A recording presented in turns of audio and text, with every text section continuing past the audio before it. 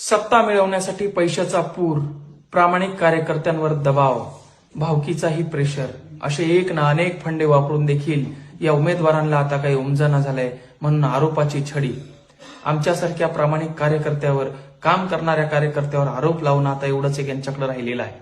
मायबापो, आमच्यावर आरोप याच्यासाठी की आम्ही गरीब आहोत, आमच्याकडे पैसे नाही, आम्ही शेतकऱ्यांचं नेतृत्व करतोय, शेतकऱ्यांचा आवाज उचलण्याचा प्रयत्न करतोय म्हणून आरोप लावले जाते. मात्र त्यांच्याकडे एवढा भरमसाठ पैसा येतोय, कोटीनं पैसा वाटला जातोय, याचा हिशोब मात्र कुठे नाहीये. हे जे पैसे वाटणार आहेत, उद्या तुमच्या टाळूवरचं लोणी खाऊन हेच ते लोक पैसे कमावणार आहेत. म्हणून वेळीच सावध व्हा, यांच्या अमानुषाला बळी पडू नका.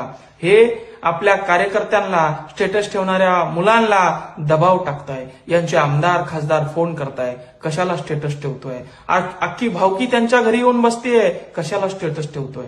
ही सुरुवात आहे, ही बदलाची सुरुवात आहे. बदल इथून होणार आहे. इथला प्रत्येक नागरिक, इथला प्रत्येक तरुण पेटून उठलेला आहे. इथली प्रत्येक तरुणी, प्रत्येक आई बहीण या मंगेश साबळेसाठी, इथल्या उमेदवारांसाठी रिंगणात उतरलेली आहे. आणि आता यांनी कितीही अफवा पसरवल्या, कितीही पैसा वाटला तरी यांना कुणी बळी पडणार नाहीये. आणि मायबाप जनतेला, तरुण बांधवांना देखील विनंती करतो, हुशार राहा. पुढचे काही दिवस सतर्क राहा. यांच्या आमिषाला बळी पडू नका, यांच्या दबावाला बळी पडू नका. उद्या आपला हा आवाज पूर्ण महाराष्ट्र ऐकणार आहे.